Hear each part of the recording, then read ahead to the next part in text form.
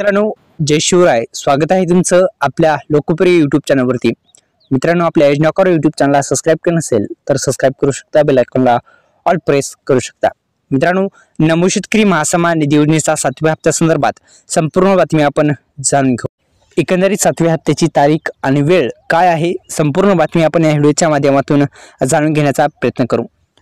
मित्रांनो, आर्थिक वर्षाच्या शेवटच्या वेळेस जे शेवटचं वर्ष होतं आर्थिक वर्ष, तेव्हा 6वा हप्ता जो आहे तो वितरित करण्यात आले होता. एकंदरीत 6वा हप्ता हा आधार संलग्न बँकेमध्येच पडला आणि 7वा हप्ता पण आता आधार संलग्न बँकेमध्येच पडणार आहे. जर तुम्ही नमो शेतकरी महासन्मान निधी योजनेअंतर्गत हप्त्याचे लाभधारी असाल तर मित्रांनो, हा व्हिडिओ शेवटपर्यंत बघा, जेणेकरून तुम्हाला तुमच्या जो लाभ आहे ते लवकरात लवकर मिळेल आणि काय काय कामे करायची आहेत या संदर्भात सुद्धा संपूर्ण माहिती आपण या व्हिडिओच्या माध्यमातून जाणून घेण्याचा प्रयत्न करू. मित्रांनो, जर तुम्ही महाराष्ट्रातील शेतकरी असाल तर तुम्ही या योजनेसाठी अर्ज करू शकता. एक महत्त्वाचा पॉईंट. दुसरं म्हणजे मित्रांनो, तुमच्या नावे, शेतकऱ्यांच्या नावे 7/12 उतार्यावर तुमची नोंद असावी लागेल.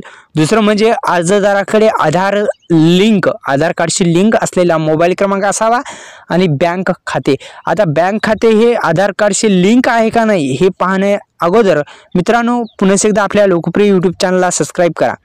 मित्रांनो, आता आधार कार्डला कोणती बँक लिंक आहे, आता आधार कार्डला पण बँक लिंक असणं गरजेचं आहे.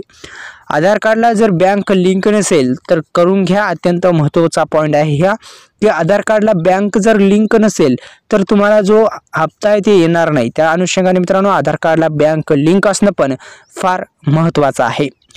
मित्रांनो, जर तुम्ही नमो शेतकरी PM किसान दोन्ही हप्त्याचं जर वितरण नमो शेतकरी योजनेचा 6वा हप्ता भेटला असेल तरच तुम्हाला जो पुढचा जो हप्ता आहे तो येणार आहे, अन्यथा तुम्हाला हप्ता मिळणार नाही. 7वा हप्ता पाहिजे असेल तर नमो शेतकरी योजनेचा 7वा हप्ता पाहिजे असेल तर 6वा हप्ता पण तुम्हाला येणं गरजेचं आहे. त्या अनुषंगाने मित्रांनो, आपल्या यूट्यूब चॅनलला सबस्क्राईब